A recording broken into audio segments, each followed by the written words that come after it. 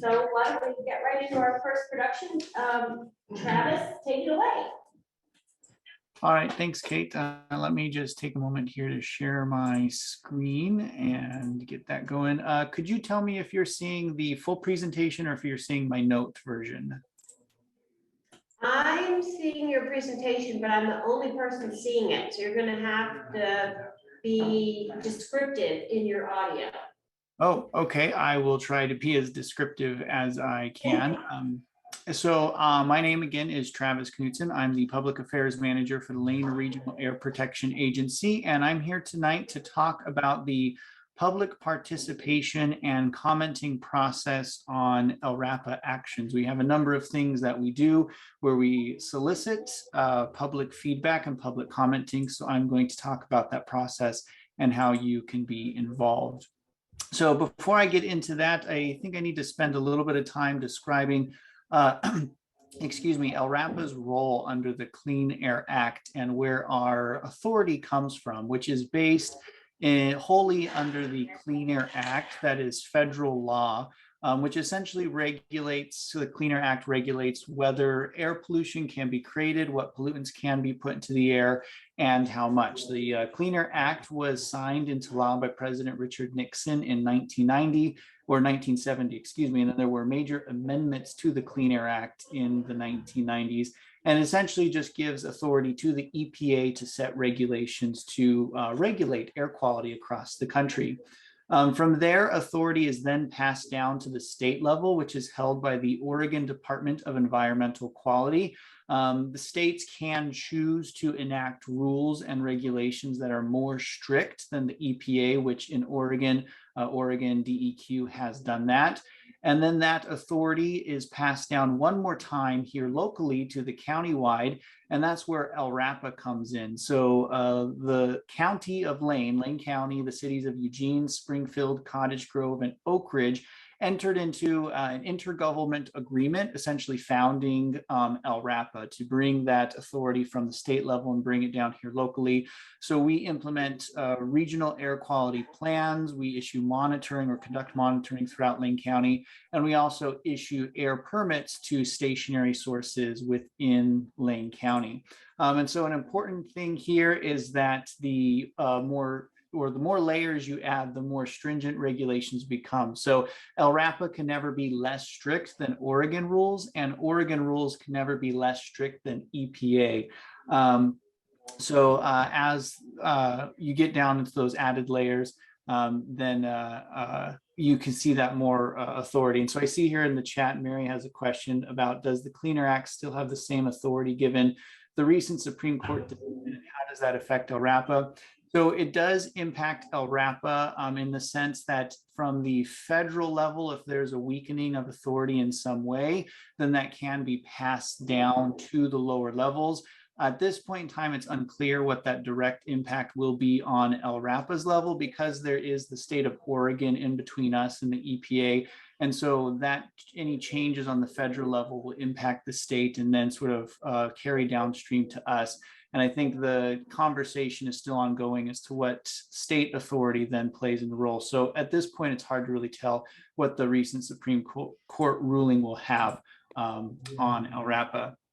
So we do a lot of things throughout Lane County. The first and foremost is we adopt, develop, and implement regulations through rulemaking. So that's taking the federal, the states, and those local authorities and putting them all into the same place to create those rules that we can then enforce in Lane County. We also monitor ambient air quality for different types of pollutants, the first being criteria pollutants and the second being air toxics. And we also implement strategies and programs to improve and protect air quality. So an example of this would be the home and heating program we do, where we say it's a green, yellow, or red day for using your wood stoves. Red days being when the air quality is really poor and there's a lot of air stagnation, will prohibit wood stove use. So that's an example of a program that we do. And then we also inform and educate the public on regional air quality issues. Such as coming to groups like this and talking about the public participation process. And then we also issue air permits to businesses who emit pollutants above a certain level. We will conduct compliance inspections in Lane County of those businesses that have those air permits. And then we also receive, investigate, and preserve air quality complaints in Lane County. So if someone has a neighbor who has a bunch of smoke coming out of their wood stove or their chimney, we'll investigate that. If someone has an odor complaint on a particular facility, we'll take that and then follow up with the facility to see what the potential cause may be. And finally, we enforce Lrapa rules throughout Lane County. So when it comes to the regulation of industry under the Clean Air Act, Lrapa issues permits, and these permits contain permit conditions. And a permit condition is, we'll say to a business with an air permit that you must do A, B, and C, and you can't do D, G, and E, or whatever the case may be. And if a permit holder follows those permit conditions, then they won't be violating any of those rules that exists. So then we also will visit, inspect, and review records that air permits are required to have and hold to assess their compliance with those permit conditions, to assure that they're following the permit conditions and not violating any of Lrapa's rules. And then we are compelled to issue air permits for businesses that are able to show and demonstrate that they are following the rules. So if a business wants to do something, emit a certain pollutant or put a certain amount of pollution into the air, and our rules from federal, state, and local level don't prohibit that from happening, then the business can do that activity. We just exist to assure that what rules do exist, businesses are following and not violating those rules. So now I want to spend some time talking about what is a public comment. A public comment is a comment that any government entity, so this isn't something that applies to just Lrapa, it applies to the city of Eugene, the county, the state level. It's very common all the way up to the federal level, but it's a comment to a government entity that provides feedback to any kind of proposed rule or regulation or policy, or even an environmental decision that's under consideration by that entity. So by environmental decision for Lrapa, that would be something like issuing an air permit. For an environmental decision under the EPA, that would be, deciding whether a certain endangered species needs to be protected, or something of that similar nature. So we solicit, Lrapa does, public comments on a couple of different things. The first being those proposed air permits. So when a business comes to us and says, we want to do this process or this work in Lane County, we will draft an air permit that gives them permit conditions that, if they follow, will assure that they're not violating any of the rules that exist. So we put those proposed air permits out for public comment.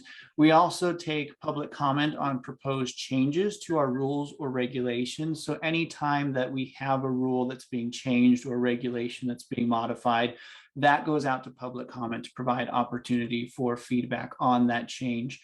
And then we also take comments on our proposed annual budget. Lrapa is a government entity, and so our funding, we have funding through a number of different sources, but some of our funding does come from public funds. And because of that, our annual budget is open to the public to review at any time. And also public comments are taken on how we use that money. So the next question kind of on the public comment front is, who can make a public comment? And that's a pretty easy answer. It's essentially anyone can comment. You don't need any special qualification. If you or your community is impacted, certainly make that public comment and make your voice be heard. We see a lot of public comments that are made by individual community members. We'll see public comments from community groups, community advocates, environmental advocates, even other government agencies. For example, DEQ is going through a rulemaking process right now where they're considering changing some of the rules. And so Lrapa submitted a public comment to DEQ focused on how our rules work and have they made those changes, how that would impact on us. And so we have comments on how maybe things could be changed so it fits better with our rules that we have here locally. Businesses can submit public comment, interest groups can submit public comment. Pretty much anybody who has an interest in the proposed notice that's out can make a public comment. So the next thing is, why make a public comment? And there's a number of reasons why you should make a public comment. First and foremost, It's an opportunity to influence or change a rule or regulation, so make sure that every voice can be heard. Lrapa is required to consider all comments that are made before a final decision is made by Lrapa. It also makes better regulations. Comments are a way that anyone, entities, other government agencies, whoever, can assure that legal requirements or sort of facts or unintended consequences or errors are not overlooked in whatever the decision may be. Commenting is a chance to point out issues or offer alternatives or substitute language in like a potential rule change or even in a draft permit, and help Lrapa identify solutions that haven't initially been considered. Commenting is also an important way to share expertise, as a lot of the issues, especially air permitting, can be very involved and complex. It's a way to make a regulator look and consider a certain data set or a certain set of facts or even articles that are available, because again, Lrapa is required to consider all public comments that are submitted. It's a way to draw our attention to a particular set of important facts that we should be aware of. Commenting also ensures that on-the-ground experiences are considered. So anybody who is personally affected by an issue that's out for public comment, it's important that they share that perspective, because that is something that Lrapa sees and we have to consider in our public commenting process. It also helps Lrapa determine the level of acceptance or resistance in the public on whatever the particular issue may be. It's a great way for us to be aware of people's needs or grievances or preferences on a particular issue.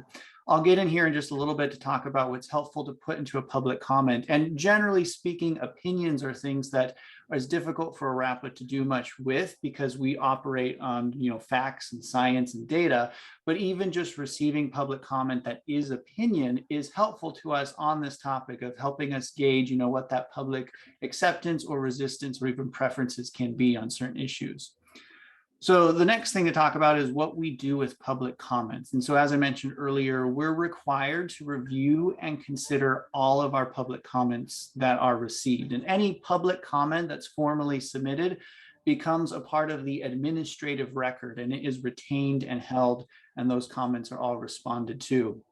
We are required to respond to every comment or groups of comments that can be received. Now, comments that share the same nature or all bring up the same issue, those comments will be combined, grouped together onto the singular issue that they all raise together, and will be responded to that singularly, but we are required to respond to all of those comments. And we're also required to describe any comments that identify and raise any significant issue, and then specify whether that did or did not make any impact on the proposed action that is being considered by Lrapa. So if you're going to submit a public comment on our proposed permit or on our budget or on a proposed rule, there's things to consider when you're making that public comment. And that's essentially to be unique, fact-based, and succinct. So there's what we will refer to in the regulatory world, the governmental world, is a substantive comment. So you have non-substantive comments and substantive comments. And examples or attributes of non-substantive comments is comments that don't do things like they don't state who the commenter is. Sometimes comments will be submitted where there's no name on it. It's important to include your name. It'll provide only an opinion on a particular issue. It won't explain any sort of reasoning for support or opposition of an issue in the public comment. If there's any data or facts that are referenced, they're not cited, which is difficult for Lrapa to then get to where that data or those facts are coming from. And it's simply just a carbon copy of other comments that are submitted, and also comments that are unrelated to the issue at hand. It's another non-substantive comment. And then you have substantive comments that have, I guess you could say, more weight to them, so to speak. These are comments that report on scientific or legal evidence that essentially opposes or supports any theory behind a particular regulation or a decision. It's something that will question with reasonable basis the adequacy of the environmental analysis that was done or the accuracy of any information that's being considered. It will present reasonable alternatives or revisions to whatever the issue may be at hand. and may also identify issues that have legal or technical merit in them. So the non-substantive comments are less effective and the substantive comments are more effective, at least when it comes to Lrapa's considering of that comment and its ability to modify or impact a change in what's being proposed during that public comment period. So there's a couple ways that public comments can be submitted to Lrapa, two ways really. The first is to submit it in writing, which you can hand deliver to our office. You can email it to us, or you could drop it in the mailbox and send it to us by snail mail.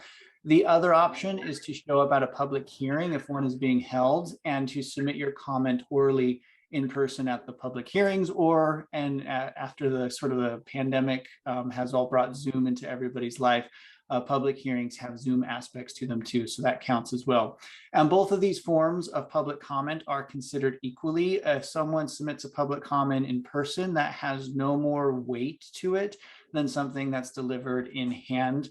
And written comments are usually about a 35-day period where something will issue a public notice and say, here's an issue at hand, here's a proposed air permit, here's a proposed rule, here's our budget for the next fiscal year. Then there'll be a 35-day comment period where people can submit those comments with their feedback to Lrapa. As where oral comments can only be submitted at the public hearing. However, there's always a 30-day notice of when that public hearing is taking place to provide people adequate time to prepare so they can attend if they would like to. And there's no real difference between one or the other. However, Lrapa recommends that any oral comment also be submitted in writing to assure the comment was received accurately. There have been, instances where someone's speaking and a recorder that's right there by the podium during an oral comment doesn't pick up everything they say, or there can be confusion, but submitting that comment in writing allows us to see it fully, and there's no question about what this person's intent is. So anyone who does submit an oral comment, it's always recommended to provide that in writing as well.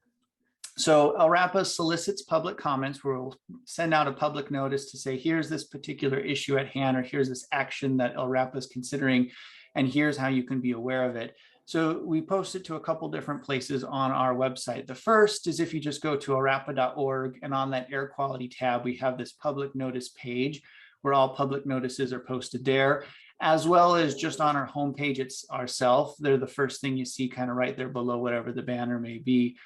Public notices are listed there. If we don't have any public notice that's out for public comment, then nothing will show up there. And there are instances most of the time where we're not seeking public comment on something, but there are times a year when there's a lot going on in the agency and we have multiple things out for public comment at once. The other way you can be updated on public comments is through our Notify Me list. So this is essentially an email list where we'll just email you every time that something's out for public comment. And the main way to do this is on our Notify Me webpage. We have this main link where you can click on it, and then there's send out basically any communication from Lrapa we send out, which does include public notices.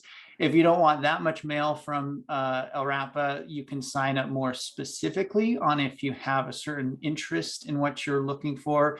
We have a thing called ACDP, which are our basic type of air permits. You can sign up to receive public notices on that. You can sign up to receive public notices on any asbestos related issue. You can sign up to receive public notices on any rulemaking change to our any proposed rule changes. And then Title V, which is a federal permit, it's also an air permit. We issue public notices on that. So that's a specific category you can sign up to as well. So that's sort of a quick rundown of public commenting. They are very valuable tools, and it's how the public can be most involved and provide feedback to Lrapa on whatever the particular issue may be. So I thought that it would be a good opportunity to present this information to you all, because it's, I think people know that there's public comment periods, but sometimes understanding what exactly that means and how to most effectively take advantage of those comment periods is something that I think is beneficial for more people to know. So that's my presentation. I'm happy to answer any questions if there are any. I have a couple. One is, do you send out written notices within a certain radius of someone who's trying to change their permit status? When we send out public notices, they only go out through our email list and post it onto our website. And then Lrapa also will email, or not email, will contact, it is through email, media entities in the county. So our rules and regulations, it's our Title 31, which is our basically public outreach rule section of our rules. And that requires outreach to local media. So every public notice that we submit, that is forwarded to local media entities, and then it is published through our email list and onto our website. There's different levels of public engagement depending on what that permitting action can be. In the case of permitting, category 1 through 4, with category 4 being the most involved and category 1 being the most minimal. Thank you. My other question is, if a business were to submit an application to increase hazardous pollution, I would want to know how they were currently doing on whatever level they're at. If I or anyone were to call Lrapa, would they let us know? Or is it, do you have to jump through hoops? In other words, have they violated in the have they gone beyond their allowable pollution levels previously at the current levels they're allowed to pollute at? I see what you're saying. So yeah, so if I understand the question, which I'll say to make sure I'm understanding the question correctly. So if there's a proposed permit that's out, you want to know if that facility that's renewing a permit or getting a new permit, if there is any compliance issues with that facility in the past. And we do provide that information on a permit when it goes out to public notice. There's basically 2 different documents that are reviewed by the public that's on our website. There's essentially the permit itself, which has all of the permit conditions on what a facility can and cannot do to make sure that they're following the rules and regulations. And then there's a second document that's called the review report.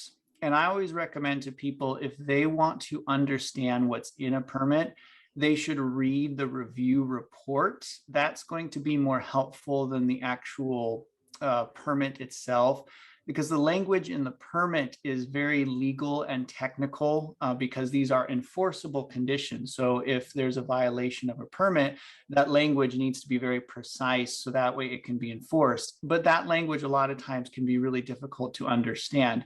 And so what the review report is it's a document that's put together by the permit writer that essentially explains what's in the permit. In language, it's a little bit easier to understand. And a part of review reports is a section where it talks about any prior instances of non-compliance with the facility. That's a section that's included in there. So if you find that review report, listed in there will be a history of compliance on the facility. John Stone? Yes, thank you. It took me a while to get off mute. Hey, Travis, I was just looking really quick at the at a report on the Seneca. It brought, basically because I had a question is I know that you're doing risk analysis before you do any type of when you're doing the evaluations before the approval as part of the approval process. But let's take Seneca for example. What was I didn't see it, and maybe I just didn't. I was going through it really quick. How do you handle justifications? In other words, what does the investigation include? The justification, like for example, Seneca is wanting to increase their emissions, but how do you evaluate the? Or do you just evaluate the risk, or do you also evaluate the justification for them increasing it? Like, are they increasing the amount of output, energy output, for example? Yeah, so at least when it comes to questions to Seneca specifically, I would want to have the resource of the permit writer with me to answer it specifically to that. So there is a public meeting on Monday, July 11th, where our permit writer will be there and all of Lrapa staff to answer that question specifically more in detail, at least when it comes to Seneca. But I can answer the question in more of a broad terms when it comes to health risk assessments that are conducted by Lrapa of facilities. And that goes into this program called Cleaner Air Oregon. And it's a new program that was developed by the state of Oregon and Lrapa, because our rules have to be at least as stringent as state rules when the state passes new legislation that also is applicable to Lane County. So we implement the Cleaner Air Oregon program in Lane County. And how Cleaner Air Oregon works is when a facility is called into the program, which facilities that currently exist will be called into the program. If it's a new facility or a new business that hasn't existed and they want to start up, they will go through the program immediately and have to complete the program before they're allowed to begin operations. But for a facility that gets called into Clean Air Oregon, the first step is to get what's called an emissions inventory from that facility. So Cleaner Air Oregon regulates 600 different types of pollutants called hazardous air pollutants that the state has said, these are pollutants that we are interested in, and these are pollutants that we want to know more about from our facility and regulate. So we get with the facility and we say, of these 600 pollutants, what is coming from your facility and in how much is coming from the facility? And that's what's called the emissions inventory. And this can be a slow process to develop an emissions inventory. Lrapa is intentionally moves through this process very delicately, because if we miss a pollutant in that 600, then when we do a health risk assessment, or when a health risk assessment is conducted and that a pollutant was missed, then you can't account for that risk. So this is a dedicated, slow process to ensure that it's detailed and full. But that emissions inventory, once it's established, we know what pollutants are coming out of a facility and how much. We then run it through essentially a computer program, a computer model that's very similar to when you are watching like the meteorologist on your local television station and they show how the rain or the snow will be moving across the state. It's the same idea, but instead of modeling where rain and snow is going, it models where the emissions or the air pollution is moving. So we'll know the pollutants coming out of facility, we'll know how much, and then we model where that pollution will move and who is exposed to it and how much are they exposed to. So then we know who's exposed to this air pollution and how much are they exposed to. And from that, a health risk assessment is able to be done to where it says, okay, what's the impact on these emissions on health? And depending on what that risk is, how high that risk is, that provides Lrapa more legal authority to require the facility to make changes to its processes, to install new pollution control devices. And what that level of acceptable health risk, that's something that's determined by the Oregon legislature that they review every few years. It's a new program, so they haven't reviewed what they initially set, but the next time they will do that is in 2029, I believe. So that's the Clean Air Oregon program. And not all facilities have gone through Clean Air Oregon yet. It is still new. It's something that Lrapa is working through facilities. Seneca Sustainable Energy was the first facility in Lane County to complete a health risk assessment. So they went through that process of determining, creating that emissions inventory, how those emissions will move, and then what that health risk assessment is. But more specific questions on Seneca, when the permit writer is kind of here, which will be on Monday, July 11th, he'll be able to answer more of those specific questions, which is deeper than my level of knowledge. Oh, that's okay. I was looking for a more general answer, like you said. Like, although I don't know if you really, I probably didn't make myself clear. What you said was great. That's one part of the equation, I guess, is who decides, or how is the health risk balanced against the gain of that business? In other words, I mean, why? I mean, just allowing somebody to put out a certain level of pollutants, obviously it's for some sort of gain, but who's is it the voters, or is it somebody in the government that's basically saying, okay, this business is generating this much jobs, et cetera, and this is the health risk that we're balancing it against? How's that balance done, and how's that decided? Okay, I understand that question a little bit more. So let me try to answer this. So the way regulations and rules are worked in general. So Lrapa in locally in Lane County, and then regulators statewide through DEQ. We have rules and regulations that have been established and written down. And the formation of these rules and regulations, as I kind of showed in that presentation, it goes through a public commenting process. But the way it starts is it does start through the political arena. So people are elected to the local or state, offices. So like the Oregon legislature, for an example, with Clean Air Oregon, what they did is the state politicians said, we would like to have more health protective air permitting, which is something that didn't exist. So DEQ and Lrapa didn't have legal authority to make any changes. So the state government said, the politicians, we would like to change that. They passed policy that said, we want something that's more health protective.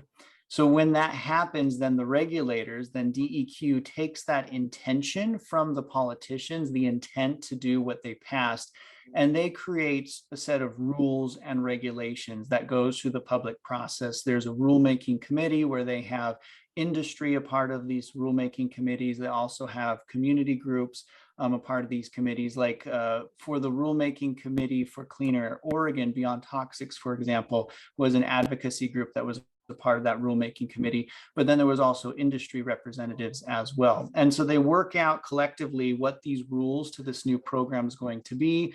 They write them down, and then they go out to public comment. Industry, communities, organizations, other government entities have opportunity to comment on those proposed rules, and then they will be passed, and then that becomes the sort of law of the land, I guess you could say. So when a facility, then any business comes to Lrapa and says, we want to do this particular activity, and we can demonstrate and show that all of the rules and regulations are being followed, that business has the freedom to do that activity because there's no rule or regulation preventing it. So if a business comes to Lrapa and says, we would like to make changes to what we're doing, and we can determine and we can work with them to clearly lay out what all the rules and regulations and create permit conditions to show that they're not going to be violating any of those rules or regulations.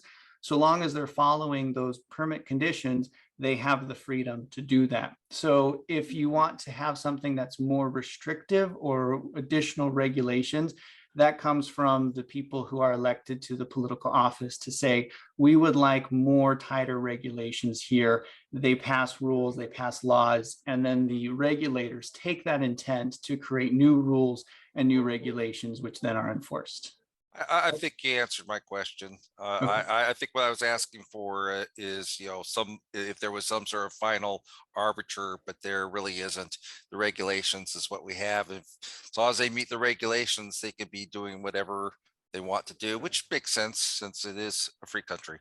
Yeah, and there is no final person who sits there and looks at each individual, be it business or whatever, to say, this is good, this is not good.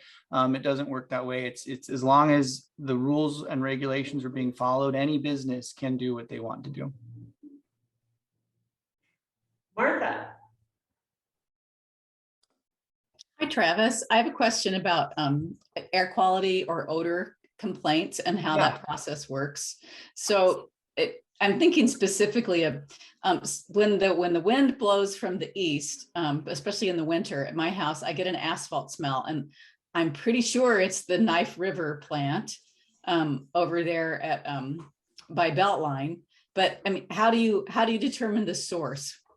Yeah, so that's a tricky question because odors are always such a real complicated thing. So I'll start by saying that in the state of Oregon and then also in Lane County, there's very little odor regulation that exists. So when we draft air permits, there's no rules or laws that say you can't emit A, B, or C odor.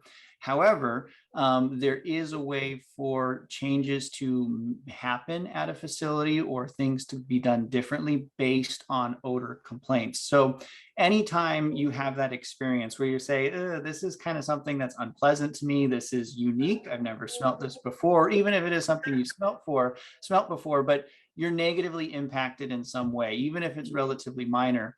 I always encourage you to please let Lrapa know to file an air quality complaint on our website. That is one of the services that Lrapa has or provides to Lane County that's greater than the Oregon Department of Environmental Quality.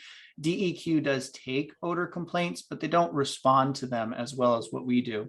So when Lrapa receives an odor complaint, especially if it's on an industry, what we do is that's logged and it's written down. Any odor complaints or air quality complaints that we have, we maintain them, and that's saved in a database and it's kept there forever.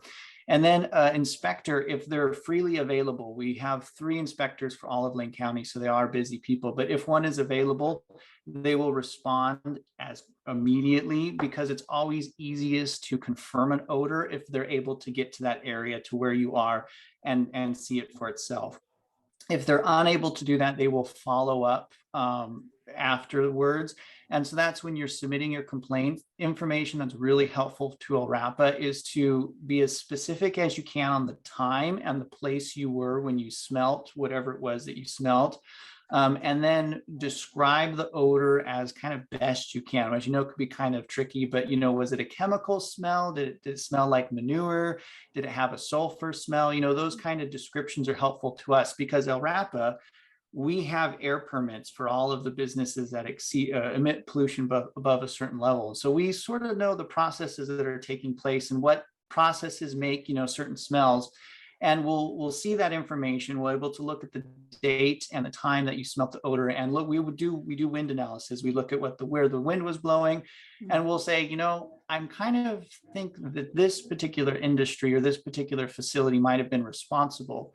So then we reach out to the facility and we can do just a full inspection right there on the spot. We'll kind of show up and say, hey, we got this odd complaint. We would like to kind of inspect what's going on here to see if that's different or what's happening.